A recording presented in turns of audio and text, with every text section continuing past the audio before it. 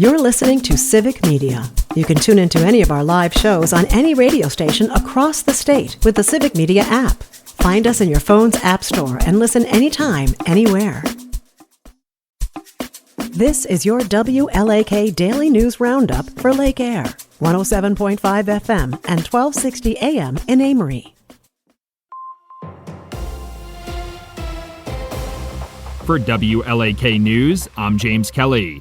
The Sawyer County Board of Supervisors is expected to consider the creation of a Callahan Mud Lake District again at their February meeting. The board recently discussed the proposal and voted to accept the Land, Water, and Forest Resources Committee findings on the potential designation. Officials say the postponement allowed residents to attend another webinar on lake districts, which could influence their input in the February meeting. The Board of Supervisors has until May 6th to make a decision on the Lake District petition. City of Superior officials say they're planning some major infrastructure work for 2025. According to Mayor Jim Payne, one of the biggest projects the city will undertake this year is replacing more lead service lines. He says private utility companies have previously refused to pursue the project without public money. The city will develop a new fund to replace those lead service lines, including ones on private land at little to no cost. Mayor Payne says expanding the city's broadband network infrastructure will also be a major goal this year. The deadline to apply for wild turkey, pheasant, and waterfowl stamp funding is coming up. According to a press release from the Wisconsin Department of Natural Resources, the stamp funds are available to organizations like conservation nonprofits, academic institutions, and government agencies focused on habitat management for the birds. The grant funding for the chosen applicants will be awarded in 2026 and 2027, and officials expect over $1 million to be available. Applications for the funding must be submitted by February 14th. A Rice Lake man with prior domestic abuse convictions will go to trial on new charges in Barron County. According to court documents, 34-year-old Nathaniel Moe was charged with 2 counts of possession of a firearm by a felon. Moe had previously entered guilty pleas to substantial battery charges in Dunn and Chippewa counties in 2023. He was arrested in Barron County in June after authorities allegedly found weapons during a traffic stop. The trial is scheduled to begin on March 31st, and Moe faces up to 10 years in prison if convicted. Early voting for Wisconsin's February 18th primary election officially opens on Tuesday. During the early voting period, residents will be able to go to their local site to cast their absentee ballot in person. Early voting for the spring primary will close on February 16th. The primary features one statewide race for superintendent as well as various local elections. Residents can check the exact dates and locations offered for early voting in their area at myvote.wi.gov or contact their local clerk's office. As state Republicans prepare a bill that would require local law enforcement officials to ask people in custody for proof of U.S. citizenship, Governor Tony Evers is preparing to veto it. On Monday, a spokesperson for Governor Evers referred to the legislation as not a serious proposal and said that the governor would not support it. Under the legislation, law enforcement agencies that do not comply could lose 15% of their state aid. The governor's spokesperson also said the state should not be threatening law enforcement with budget cuts. A competency hearing has been scheduled for the Cumberland man accused of attacking his mother. 29-year-old Devin Baldwin was arrested on January 20th after the alleged attack that left his mother hospitalized in critical condition. He's facing up to 40 years in prison if convicted on 3 felony charges, which include repeat offender and domestic abuse modifiers. A Barron County judge ordered that he undergo a competency hearing after his initial appearance on Wednesday. The competency hearing was scheduled for March 4th. Law enforcement authorities are conducting an investigation after a staff member at a Duluth shelter reported a newborn had been abandoned outside the building in sub-zero temperatures. According to the Duluth Police Department, the child was left outside the shelter on January 21st at around 5 p.m. Security footage showed a woman leaving the area in a vehicle around that time. Authorities are looking to identify the woman, but are not able to confirm that she was the mother of the child. Officials say the child is now safe and healthy.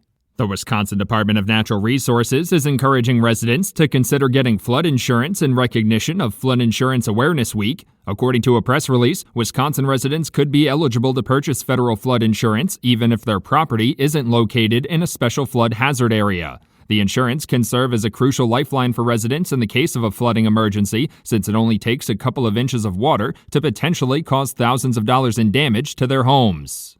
Wisconsin Congressman Tom Tiffany has reintroduced legislation to remove the gray wolf from the endangered species list. Managing the gray wolf population has long been a topic of controversy in the state, with some arguing environmental agencies need more flexibility in managing the population, while others argue there should be a set population goal. Wisconsin has also seen an increase in the number of wolf attacks on livestock in recent years as the wolf population has bounced back. The legislation would also prevent judges from overturning the change.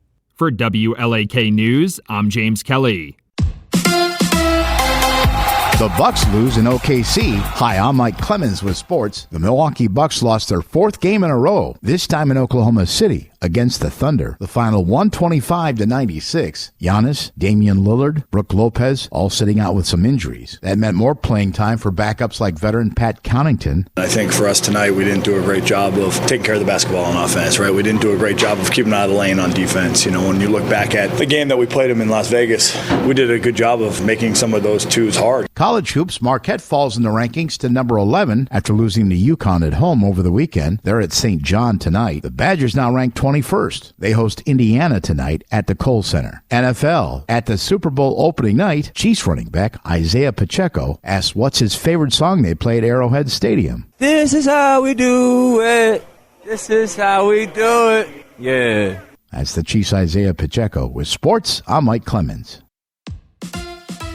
On your entertainment beat, I'm Pete Schwaba. Look, up on the screen, it's a dog. It's a man. No, it's both. And it's animated. And it's the #1 movie in America. That's right, the family-friendly film Dog Man, about a police canine officer and his human partner, both injured in the line of duty and becoming one after a crazy surgery, is now the box office champ, pulling in $36 million. There's a pretty big drop-off to the #2 spot, which went to Companion. The mystery thriller comedy pulled in just over $9 million. Mufasa the Lion King came in third place with about $6.5 million, but a 7-week domestic gross of just under $230 million. Sony's surprise hit One of Them Days, about two girls trying to pay the rent, came in fourth place in week 3 with just under $6 million, and it was the Mark Wahlberg yawn Flight Risk in 5th place in its second week of release with $5.8 million at the gate. Looks like I'm going to have to roll over, sit, and fetch a screening of Dog Man. Jimmy Carter may officially never have held the title of artist unless you count Making the Way You Live Your Life absolute artistry. The former president, who passed away in December, was honored with his 4th Grammy for his audiobook The Last Sunday in Plains, a centennial celebration. 4th Grammy, and he wasn't even in the biz. I need to start doing more. Ye, formerly known as Kanye, and his wife, Bianca Censori, who might be AI personified, were unaware there was a dress code at the Grammys. Ye and his best girl were trying to sneak in under the radar and not attract any attention, and didn't until Bianca dropped her coat, revealing she was wearing nothing, or a sheer mini dress that hid nothing. Apparently all her pantsuits were in the wash. A quick Google search will reveal that she shouldn't have even bothered wearing said sheer mini dress, which is the same thing I wore for the Grammys, but I was watching from my own home.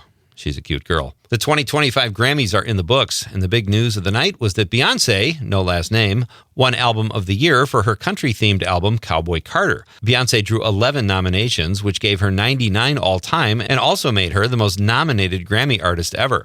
Mrs. No Last Name also won Best Country Music Album of the Year. Kendrick Lamar won Song and Record of the Year for Not Like Us. Chappell Roan won Best New Artist. Sabrina Carpenter won Best Pop Vocal of the Year for Short and Sweet. Best Rap Album went to Doechii for Alligator Bites Never Heal. Other big talking points from the 67th Grammys, a moving tribute to LA firefighters who presented the last award of the night. And Taylor Swift did not win one single award. You have to wonder if Travis Kelce will still dig her in the big way.